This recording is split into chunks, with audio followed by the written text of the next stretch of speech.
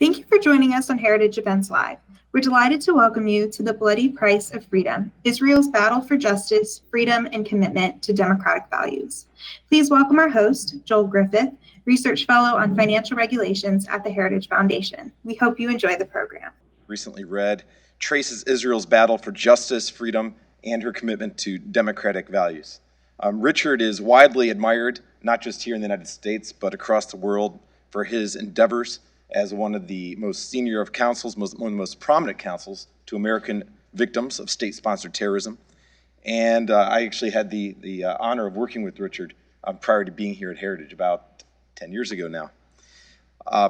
Richard also most recently was president of the American Zionist Mission, was the head of B'nai B'rith, and has served in various capacities in many nonprofit organizations across this country.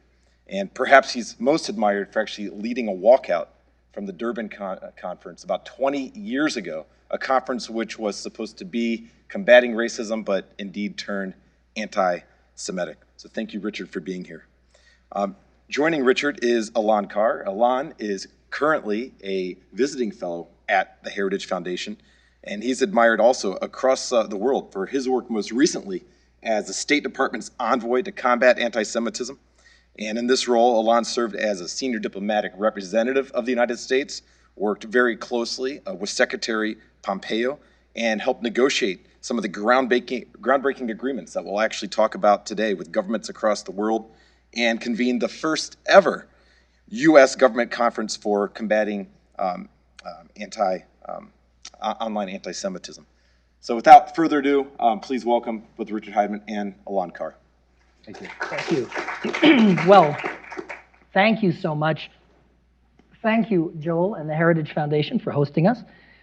Thank you all to our audience, both here live and online, for being with us for what is really a timely and urgent topic. And I want to begin, first of all, by saying, Richard, it is always such a pleasure to be with you, my old friend, my colleague, my AEPI brother. We've done battle in so many places in so many ways, and here you've done it again. You've done so much on the issue of justice in the world, and here in this book, remarkably, you have chronologued the siege that the State of Israel has faced, and really Zionism, even before the State of Israel. That siege was on the battlefield, the siege is in the marketplace, the siege is in multinational bodies of law and policy, and the siege is in the court of public opinion.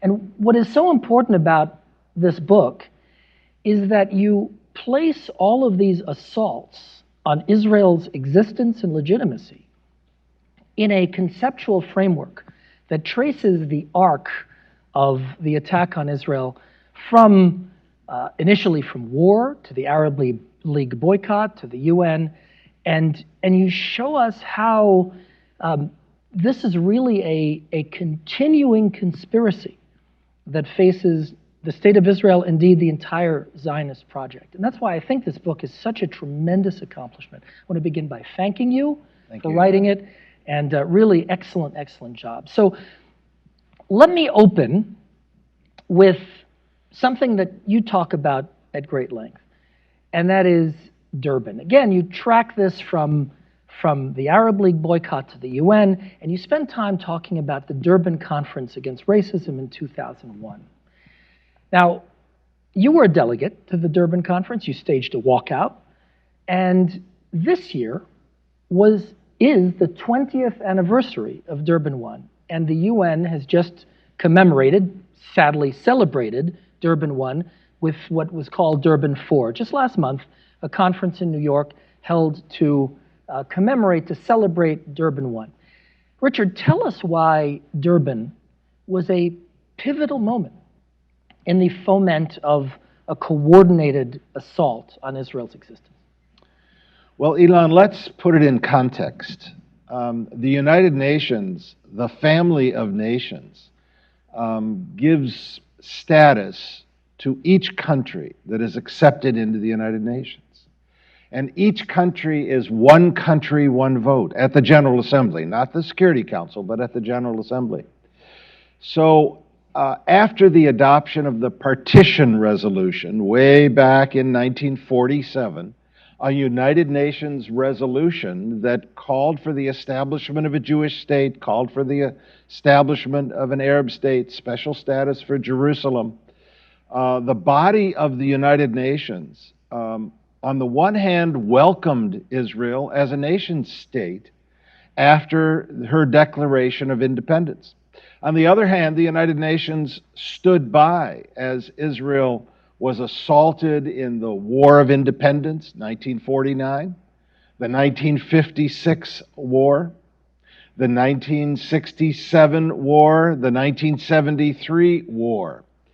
And Israel, as we know, won each of those battles. Now, the United Nations sort of helped bring peace by sponsoring resolutions at the end of or during each battle. But all of it was just for show. It wasn't to support its member state, the State of Israel, who was being assaulted by the Arab countries surrounding her. In 1975, the United Nations adopted a resolution that equated Zionism with racism. Now, you and I both know, what is the worst thing you can call somebody? A racist. It evokes hate. It makes it clear that that body, that person, that state is unworthy of equal status with any other state in the world. So in 1975, the United Nations adopted this Zionism equals racism resolution. In 1985, the United Nations held a UN conference to assess and appraise the status of women. My wife Phyllis was a delegate from B'nai B'rith International, the oldest Jewish organization in existence, and the first major Jewish organization with standing at the United Nations. She was a delegate to the Nairobi conference, and we showed up and we found a conference on UN grounds in Nairobi, Kenya, full of hate, targeting Israel, calling Israel murderers, calling Zionists murderers, holding up photographs of Israel killing children. This is 1985. Now, in the 90s, the UN voted to abrogate the Zionism equals racism resolution. That was an official vote. But now fast forward to 2000. The Second Intifada launches after Yasser Arafat left Israeli Prime Minister Barak and U.S. President Bill Clinton at Camp David after Barak had offered what's reported to be a 96% deal. And he just left the President of the United States, the Prime Minister of Israel, there at Camp David. And what emerged next was the Second Intifada, called a civil uprising in nice English terms, but really a terror assault. And while this terror assault, suicide bombers, Kalashnikovs, all kinds of attacks on Israelis, Americans, visitors, workers, all this was raging. And the United Nations convened in 2001, because the Second Intifada started in 2000. 2001, the United Nations convened the Durban Conference. The Durban Conference as the UN World Conference against racism. I'm using the short term. So we showed up as delegates. I was at the time the sitting president of B'nai B'rith International. I was the chairman for the Conference of Presidents of Major American Jewish Organizations for its United Nations Committee. And so as head of delegation, we showed up in Durban. Now, Phyllis and I knew what Nairobi was like, but we had no idea what to expect in Durban, South Africa, in 2001. The country that is labeled as the worst apartheid state in the world, South Africa, hosting the UN conference. And no question about it. The focus of that conference was to paint Israel as worse than South Africa, to paint Israel as an apartheid, racist, criminal state, and organized by the designated foreign terror organizations, Hamas, Hezbollah, Palestinian Islamic Jihad, PFLP, and others. These delegates came from around the world, and their goal was to bash Israel. It became a hate fest there on the grounds of the United Nations. So Durban has to be viewed not just as an aberration. Durban has to be viewed as a seminal moment just barely 2 weeks before 9/11, a seminal moment when the world came together to assess racism, to stand against racism, and allowed the World Conference to turn as a racist conference against Israel, Zionists, and the Jewish people. We have to understand it. We have to delve into it more, because we weren't really able to do so, Elon, after 9/11. It would have been unseemly to be talking about Durban after the attacks on the Pentagon, the attacks in Pennsylvania, and of course the World Trade Center. So under the guise of fighting racism, Durbin promoted racism. And Congressman Tom Lantos, the only Holocaust survivor ever to serve in Congress, attended Durbin and said, "This is the worst display of Jew hatred I've seen since the Nazi period." Remarkable. Now, it's often said that the BDS campaign, the campaign to boycott, sanction, and divest from Israel, was born out of Durban. I'd like to quote something you wrote that I think is very important. I'd like to ask you to comment on it. You wrote, a misconception about the BDS movement is that its success is measured by commercial compliance. Talk about that, will you? I mean, in effect, what you're saying is there are two BDSs. There's the economic BDS, but then there's the other BDS, the BDS of public opinion, the BDS of the campuses. Talk about that distinction and how each is equally destructive for the future of the State of Israel. Let's put that in context as well. In 1944, the Alexandria Protocol was signed by various Arab countries that led to the formation of the Arab League. One must ask, after the end of the Holocaust, the end of the Shoah, after having been through the Nazi Manifesto and been through the boycott of 1933 of Jewish businesses in Germany, and been through the Nuremberg laws in 1935 that provided state-sanctioned hate, and then leading to Kristallnacht in 1938, and then leading to World War II and the attempted decimation of the entire body of European Jewry, killing 6 million Jews, 1.5 million young people, children, but millions of others. And the documents that are available now, on over 100 million documents through the International Tracing Service, opened up by the U.S. government through the U.S. Holocaust Memorial Museum, led by Paul Shapiro for that effort. That whole effort during World War II to destroy the Jewish people, one can argue, and I do argue, was then superseded, if you will, by the establishment of the Arab League. Countries that came together and adopted the Alexandria Protocol that has as its core non-recognition of any Jewish rights and has as its core boycott. Fast forward, in 1979, our own Congress, led by the White House, Stuart Eisenstadt, working at the White House for President Carter, established the legislation that recognized the ill of the Arab boycott. Now, the Arab League boycott included all of these countries who said, we're neither going to recognize Israel nor are we going to do business with Israel. And if you do business with Israel, you are going to be punished. Fast forward. 2001, Durban.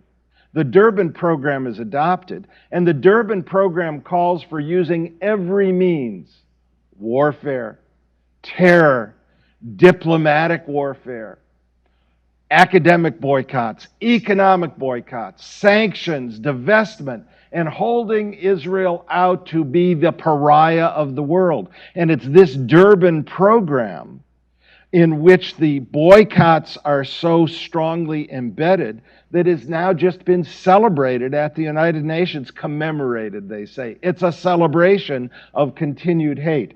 Comment about boycotts. So, the United States Department of Congress is charged under the 1979 legislation with responsibility to oversee and stand against the Arab boycott. And countries have indeed been held accountable. Not very many, not for very much money, but a list was created. I would like, Elon, to fast forward to a topic I know you're going to want to talk about, and that is the break in the Arab League by the Abraham Accords, where countries of the Arab League that have been cited as part of the boycotts, the UAE, Bahrain, almost every year the UAE was on this Department of Commerce list of countries boycotting Israel, and only through the magic and the majesty of the Abraham Accords, where Arab League countries broke away from the Arab League itself for purposes of establishing relations with Israel, only through that can we hopefully see a break in state-sponsored boycotts. But the boycott movement on the college campuses is rampant. The academic boycotts. The economic boycotts are rampant. You saw it just recently with Ben & Jerry's and Unilever. You saw it before that with Airbnb. Companies launching boycotts saying we are not going to do business with Israel because of Israel having communities, settlements across the Green Line. It's a terrible situation, and I conclude this point by saying no other country in the world is ostracized through boycotts, through diplomatic warfare, through hatred, through singling out one people, one country, like Israel is. And you have combated that during your tenure as the envoy for the United States government and the Trump administration, battling anti-Semitism. And the battle, I'm sorry to tell you, is raging. It's continuing, and it's growing because they've had a great effect gaining companies, but moreover, gaining professors and gaining students. And those student minds are our next generation. They're being taught this hate on the college campuses, and they will spew it for generations. We've got a terrible battle on our hands, and this battle is right here at home in America. The kind of principles we all believe in, of a strong, proud America that is fair to everyone, but not to Israel. Second class. No matter how good she does, no matter how much she does, second class. And it emanates greatly from the United Nations, the UN Durban Conference, the continued UN singling out of Israel, and the state-sponsored boycott and company-sponsored boycotts that we're facing every single month. This point about educating students to hate Israel is a theme in your book. You talk about that indoctrination that we see here, where you talk about the indoctrination in Palestinian textbooks and in UNRWA textbooks. You also set forth as a very important solution the need to educate about anti-Semitism. Talk about that. On one hand, we see the education of indoctrination and how influential that can be. How influential can be an education about anti-Semitism? And how can we replace one with the other? Well, the hate in Palestinian textbooks is on the one hand renowned, and on the other hand just simply accepted. Funded by the European Union, funded by NGOs, the Palestinian textbooks are full of hatred that make it clear Israel has no right to exist as a nation state, The Jewish people have no ancestral rights to any of the lands. Judea and Samaria, the West Bank, call it whatever you want to call it. Jews don't belong here. They teach that it should be Judenrein, no Jew in any Palestinian lands. And they ignore history. They don't teach about the Holocaust. They don't teach about the expulsion of the Jewish community from Arab lands. They only focus in on the post-establishment of the modern state of Israel and its impact upon the Palestinian people. One step further, refugees, an issue you know a lot about. Refugees. Everywhere in the world, refugees are classified as refugees because they're out of their home country and they are resettled. And there is a UN agency that resettles refugees. We have laws in the United States about the resettlement of refugees, and we all work together to resettle refugees. The only people, the only group that has a different status as to refugees is pursuant to UNRWA that focuses in on Palestinian refugees, funded by the United Nations, funded by world governments. President Trump put a stop to it. It's now being reestablished by the Biden administration. The money is certainly needed for humanitarian needs, but the classification of refugees is an issue that has to be understood because you only have less than, I'm told, 200,000 people who are alive today who are refugees from the 1949 War of Independence when Israel was established and attacked by her neighbors. But they classify at the United Nations under UNRWA 5.2 million people as refugees, and we, all the governments of the world, are paying those refugees as refugees. Now, in textbooks, the Jew is painted as ugly, and the Jew is painted as the criminal, and the Jew is painted as the racist hater. And that has not been vacated. UNRWA schools utilize the curriculum of the country where they are based. So the Palestinian textbooks by the PA and the PLO are utilized in the West Bank. In Gaza, the Hamas textbooks are utilized in the UNRWA schools. Full of hate, nobody's doing anything about it. Every once in a while, the EU says, we're going to suspend funding for 6 months while you redo the textbooks, and then the textbooks just have a different color and different words. Put that in the context of anti-Semitism. You are teaching that anti-Semitism is acceptable. You are teaching that hate of the Jewish people is acceptable. Now, if you were teaching that hate of African Americans, hate of blacks, or hate of people of the Baha'i religion, or hate of Catholics was something that was taught in textbooks, the world would go up in arms. Sure. Only because it's hate toward Jews does it seem acceptable. And this is basic anti-Semitism, and it's imbued and embedded, and it's not just in Gaza and the West Bank. It's all over the Arab countries. With the Abraham Accords, hopeful, which I applaud and embrace and thank God for, with that break of 4 countries now, UAE, Bahrain, Morocco, and Sudan, embracing Israel in different ways, signing trade agreements, signing technology agreements, signing agricultural agreements, signing mutual respect agreements and religious tolerance agreements, and exchanging and opening embassies. I have hope that those 4 Arab League countries will lead the way in the battle against anti-Semitism that comes from the Arab countries. But what about the anti-Semitism here at home? What about the anti-Semitism being spewed right here on Capitol Hill? It is unconscionable that we are hearing members of Congress not only tolerate, but applaud, or hearing members of our government, high elected officials, not only tolerate, but applaud under the guise of free speech.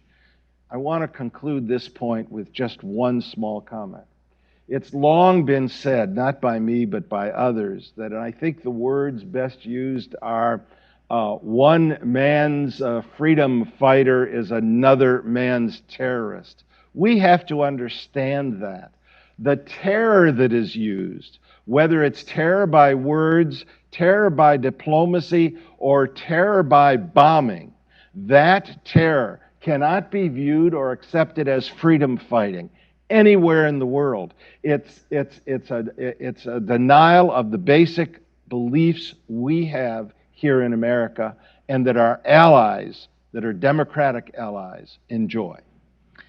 The last edition of the PA textbooks were so bad that Hamas used them in Gaza. That's how bad they are. Hamas didn't feel the need to add any venom in it. They were sufficient enough. It's remarkable. Now, you mentioned that the Trump administration cut funding from the PA and UNRWA so that U.S. tax money doesn't print those textbooks anymore. A number of other steps we took on this issue to confront this onslaught of anti-Semitism, particularly in the State Department by my former boss, Secretary Pompeo, who's been just a hero on this issue, are numerous. For example, Secretary Pompeo declared that anti-Zionism is anti-Semitism. He later declared that the BDS campaign is anti-Semitism. The Trump administration acknowledged historic Jewish claims in Judea and Samaria, for example, by holding that settlements don't per se violate international law. The Vision for Peace, which conceived of Jewish claims in parts of Judea and Samaria. The Made in Israel. Now all products that are made in Area C, Israeli-controlled parts of Judea and Samaria, say Made in Israel. The administration put sanctions on the ICC. You mentioned the ICC and its bias. Chief Prosecutor Fatou Bensouda was sanctioned by the Trump administration for her bias against the U.S. and Israel. And there's so many other examples as well. How important are steps such as these in positioning the United States to take a very strong leadership role against this growing wave of anti-Semitism? Make no mistake about it, Elon, and you know it because you were around the world as our envoy. When the United States speaks, the world listens. They pay attention because we are indeed the greatest democracy in the world. We're not perfect, but we strive to be perfect, and we do so based upon equality, respect, and dignity.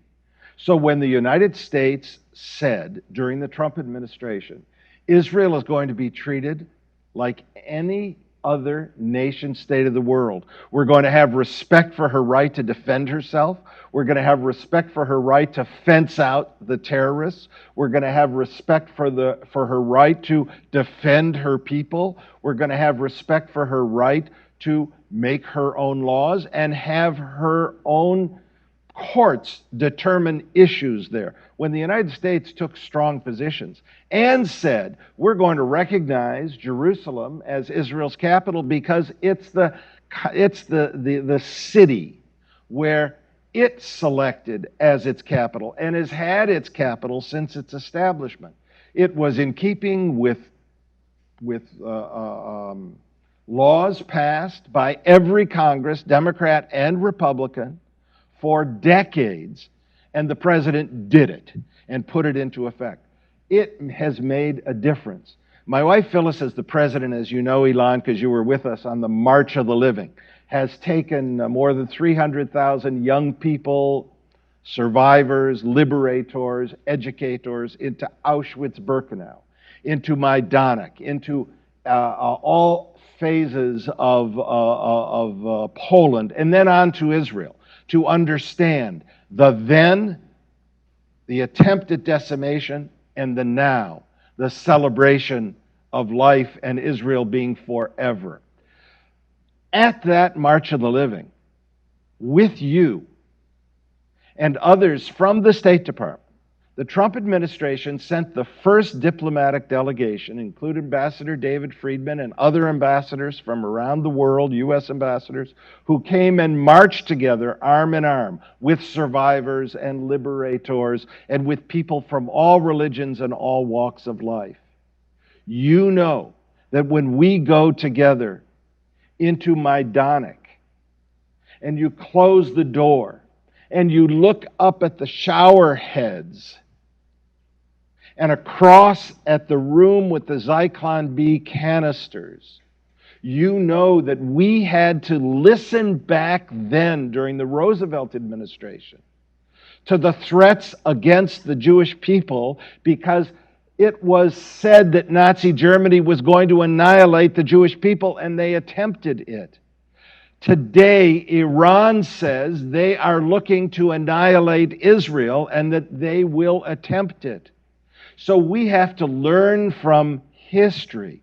One of the things that the March of the Living, the American Zionist Movement, B'nai B'rith International recently did is take the 5th delegation of UN ambassadors. The first 4 all went to Poland on the March of the Living, and then on to Israel. This last one, because of coronavirus, we were only able to take ambassadors to Israel. We've now taken 101 UN ambassadors from 71 different countries. And for those that we were able to take to Majdanek, and they looked up at the shower heads, they got it for the first time. When we took them on to Israel, they really got it. Excuse the expression. It was then in their kishkas. And they were different people. And their spouses with them were different people. And they were telling us that they've been lying to us at the United Nations. And they've been saying when we get back, our votes will be different. And indeed, we're seeing some vote changes at the United Nations. So when you talk about education, when you talk about leadership, it's the leadership of the United States that makes a difference. Israel is alone. It's a small country. Without the United States, it would still be strong, but it would not be nearly what it is. Israel deserves the right to defend her people. Israel deserves the right to have the support of the Iron Dome, because the Iron Dome launches anti-missiles to stop missiles. Over 4,000 missiles earlier this year were launched by Hamas from Gaza on civilians. Terror. That's Judenrein Gaza. Indeed, and incendiary balloons blown up by young people, balloons, things we all love to see, colorful balloons becoming incendiary terror devices, now carrying grenades on the bottom in baskets, being launched. The KKL, JNF forests in Israel being burned as a result of attacks from Gaza. The world has to understand Israel is the greatest democracy in the world. It is the country that is based upon American values more than any other country in the world. She deserves our support. She merits our support. And the leadership of the United States, from the Secretary of State, from the President, from the ambassadors, from the work that you did, the leadership of the United States makes a difference, because I conclude with what I started with. When the United States speaks, the world listens. Therefore, we need to speak more clearly. We need to speak more consistently. We need to speak more loudly, but with the right chosen words. We need to evoke U.S. American values around the world in order to hope to have a better world down the road. Less boycotts and less discrimination against countries and against people, and more respect for the dignity of every man, woman, and child. You mentioned your wife who runs March of the Living. I want to acknowledge Phyllis Heideman, who's here with us. Thank you. A round of applause for all of your work. With that, I'd like to open it up to our audience, both live and online, for your questions. So, Joel, do we have a question from our online audience? Yes, let's start out with one person asking about the Iron Dome. And we know that in thanks to the Iron Dome, Israel's able to defend herself and minimize casualties. But as a result, oftentimes in the war between Israel and her terrorist neighbors, the number of absolute casualties on the other side far outweighs the number of Israeli lives lost. And that is used by many anti-Semites to attack Israel and the Jewish people. How would you respond to those that look at that disparity in casualties as a reason to attack Israel? It's a good example, Joel, of the misuse of international law. In international law, there's the concept of proportionality. Let's just simply paint a picture like we do in our courtrooms. We have a scale of justice, and it has to be fair, and it has to be equal. And by the way, whoever puts more or less evidence wins or loses. Proportionality cannot be measured by I killed 2, therefore you can kill 2, but you can only kill 2. Proportionality has to be measured in the context of the basic reason why one is defending themselves. Israel, with U.S. technology, developed together the Iron Dome, David's Sling, and other technology, some of which is now being used by our own troops and being used by our allies around the world. It's a defensive mechanism. What does it do? If you've not been there to see it, let me describe it. It's sort of like off the back of a truck, you can just lift up a box that's a square tube, and in that tube is nothing more than an anti-missile launcher. But it's controlled by computers which determine whether the missile, the attack missile that's been launched against Israel, is going to land in a field or is going to land in a school. And if it lands in a field, you let it land. Might burn, but nobody's going to get killed, and life is the most important. If it's going to land in a school, it launches with technology, it launches. And I have seen inside the computer screens where they can track everything. They can track airplanes coming out of the Gulf and know exactly who that airplane is. But as it relates to a missile, when you have 4,000 missiles being launched, you've got to track them all. My understanding is that in the May 2021 attacks, Joel, there were about 4,200 to 4,500 missiles launched, and I'm told that only about 1,500 of them had to be brought down, and they were more than 90% effective, by Iron Dome. So why wouldn't every member of the United States Congress support enthusiastically providing the funding for the defensive mechanism of the Iron Dome shield? It is a defensive shield. It's part, if you will, Joel, of the misuse of international law, this proportionality concept. And I'm going to take it one step further. In 2003, in the fall of 2003, during the Second Intifada, the PA and the PLO at the UN asked the General Assembly to adopt a resolution to inquire and have the International Court of Justice inquire into the legality of Israel building a wall. Now, 96% of the wall is a fence. About 4% is concrete because of where the attacks were coming from. That wall, that fence,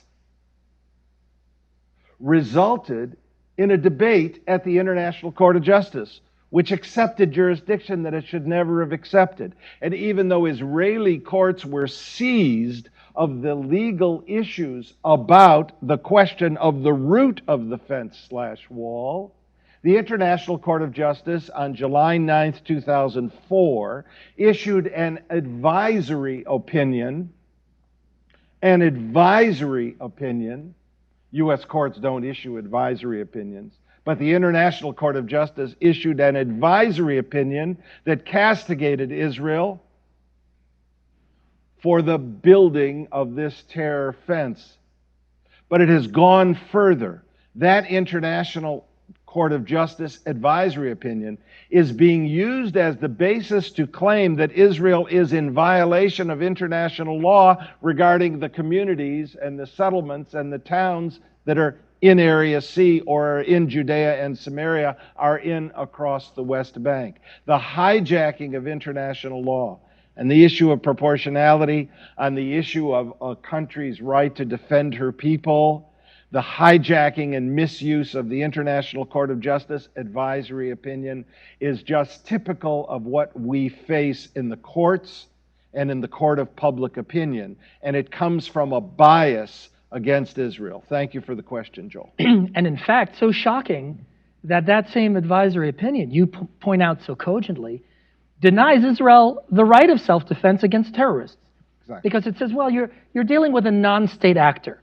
Therefore, LOAC or international humanitarian law doesn't apply.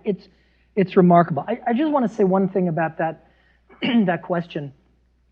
You know, these rockets from Hamas are often called indiscriminate. They're not indiscriminate. They're targeted. They're targeted to kill civilians. Each one of them is an attempted mass murder. So you talk about using Palestinian casualties against Israel. Israel risks the lives of its soldiers to protect Palestinian civilians, whereas Hamas launches rockets to try to commit mass murder, each and every one of them. I'll tell you, I spent a year in Iraq, and when you get shot at by a rocket, you don't forget that. If it lands close enough, you get the wind knocked out of your lungs. It's very scary. But you know, soldiers get put in harm's way because they're soldiers. These kids in Israel, these are children in schools, men, women, and children who are being subjected to this onslaught of thousands of rockets. It's disgraceful, and that is truly a violation of international law. And Elon, let's put it in also, take it to the next step. Where do those rockets come from? Well, they're manufactured. The ones in Gaza are manufactured pretty much in Gaza because you can't otherwise get it in. But it takes money to manufacture them. It takes material. Where does that all come from? It gets smuggled in. They were using the tunnels to smuggle in from Egypt, and they were using naval attempts to bring it into Gaza. But all that takes money. It doesn't just happen. Where is that money coming from? It's coming primarily from the Islamic Republic of Iran, the very country that we are begging to go back into a deal with, the very country to which the Obama administration delivered more than $100 billion, it is said. Iran just recently demanded $10 billion in order to come back to the negotiating table. Where does Iran's money go? I wish it went to the people. I wish it went for food. I have no problem with the people of Iran. But the regime in Iran that is so hateful toward America, her allies, Israel, and the infidels. The fact of the matter is that money is being used to build armies. Just this morning, there was a news report about Iranian funding being used to build armies in Syria, in Iraq, in Lebanon, in Gaza. In Lebanon, they host Hezbollah. I'm told that Hezbollah is sitting with 100,000 rockets pointed at Israel. All of that takes money. The flow of terror funding must be stopped as much as the terror attacks themselves must be stopped. 100%. And the perpetrators have to be held accountable. The countries that remain on the State Department list of state sponsors of terror, the oldest one is Syria, Iran next. Every federal judge that has handled cases against Syria and Iran, and our law firm has brought a number of those cases, has found Syria and Iran to be state sponsors of terror that are funding terror against not just Israel, but against the principles, the values, and the national security interests of the American people. Well said. I saw a hand in the audience. Yes. In terms of combating anti-Zionism on college campuses, how much importance do you place in university adoptions of the IRA definition of anti-Semitism? Because it seems necessary to define anti-Semitism properly if we want incidents to be responded to appropriately. Excellent. With all due respect, Special Envoy Ilan Carr should answer that question because he dealt with it for so many years as our Special Envoy on anti-Semitism issues. The IRA definition was voted on by the OSCE, one of the largest multinational organization in the world, and that vote was for adoption 56-1. Now you can't get less controversial than a 56-1 vote in the OSCE. But you know where the IRA definition is controversial? Try passing it on a college campus, where far-left anti-Semitic groups will sabotage the IRA definition. And their objection to it is specifically that the IRA definition in its scope captures not only traditional anti-Semitic canards, but also captures anti-Zionism and Israel hatred. They don't want that. They will say that the IRA definition is a violation of free speech. It's not. It's not a tool of censorship. It's a tool of understanding. It's a tool of education. But you see, the anti-Semitic groups don't want anti-Semitism defined because they don't want anybody to be able to point to an authoritative definition to say, you know, what you're saying, what you're preaching, what you're doing is anti-Semitic. They don't want that. And so they'll work to sabotage the IRA definition. So yes, I think it's very, very important. More and more countries have signed on to it. I'm very proud to say that I signed an agreement with the Kingdom of Bahrain's King Hamad Center for that exports coexistence throughout the Middle East and the world that uses the IRA definition. First time an Arab entity has done it. The Global Imams Council has adopted it. And many countries, including Muslim countries like Albania and Kosovo. But then again, go to a college campus, and groups like JVP will stand up and fight like heck to prevent its adoption. Because JVP is an anti-Semitic group, plain and simple. Any other questions? Yes, sir.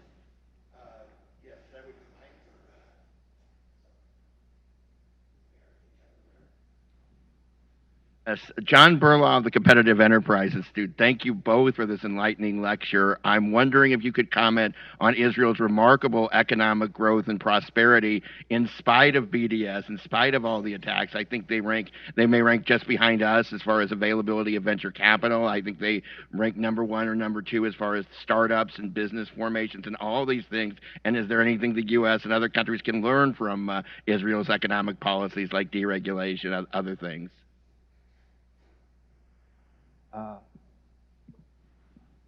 I'm biased, but I think Prime Minister Netanyahu, with his deep understanding of technology and science, and his deep commitment to building Israel over his 12 years as Prime Minister, concentrated on promoting Israel as not just a startup nation, but helping the world understand that Israel and the Jewish people are givers, not takers. They want to help repair the world, we do. They want to make the world a better place. And they want there to be good health, good welfare, good education for all people of all religions who should have access to all the holy places, who should be able to speak, should be able to think, should be able to write, should be able to read, should be able to travel, should be able to grow as a nation. You know, the fact that Israel has contributed to a wealth of information about the coronavirus is being used against Israel to sort of declare her to be a privileged society. But how did it develop? The Prime Minister of Israel made it a priority to do the one thing every government in the world must do first, and that is protect her people. Defend her people and protect her people from warfare, but also from pandemic. So they made it their business under his tenure to go out and get the Pfizer vaccine and bring it to Israel and vaccinate every single person, no matter their race, their religion, their national origin, everybody equal. It's an example of how Israel has functioned for now more than 70 years. Israel has a military that takes every young person when they graduate high school, and they test them. They determine what are their strongest aptitudes: language, intelligence, technology, computers. And then they channel that person into an environment in the Israeli Defense Forces that is committed to defending the country, but is also committed to growing the young population through their time in the IDF. And when they graduate, some of these people have handled things that, of course, were classified, but once they get declassified, they're able to be made available, from Wi-Fi to computer chips to technologies and applications today that are watering the growing grass in the desert around the world to help people, that are handling issues relating to, excuse me for saying it, toilet problems around the world. What's my point? It's not just about protecting one person, it's about helping every person in Israel, a true equal opportunity country, and then export that knowledge to help the world be a better place. It's those principles inherent in your question that have allowed Israel to become a leader in so many different capacities, so many different areas. It would be nice and will be nice when the world appreciates her leadership and contribution more than seeing Israel, as I've said so many times, as an apartheid, racist, criminal state. And Israel is neither an apartheid state, a criminal state, or a racist state. Quite to the contrary. Israel contributes to the betterment of not just her people, but to the world, which includes our country here in America. Thank you. I love your question, and it's actually a great final question because we're out of time.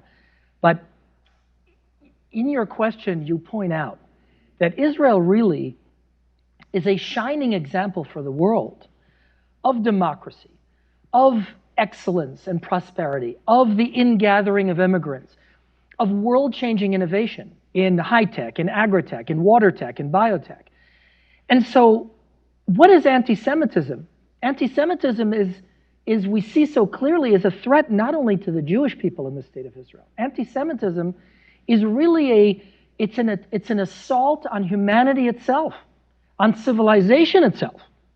And that's why the Heritage Foundation is taking such an active role in addressing this threat to America and to American values and to civilization, not only to Israel and the Jewish people. And that's why this book is so important, because it makes so clear that this attack on Israel is not based on international law, it's not based on facts, it's based purely on Jew hatred.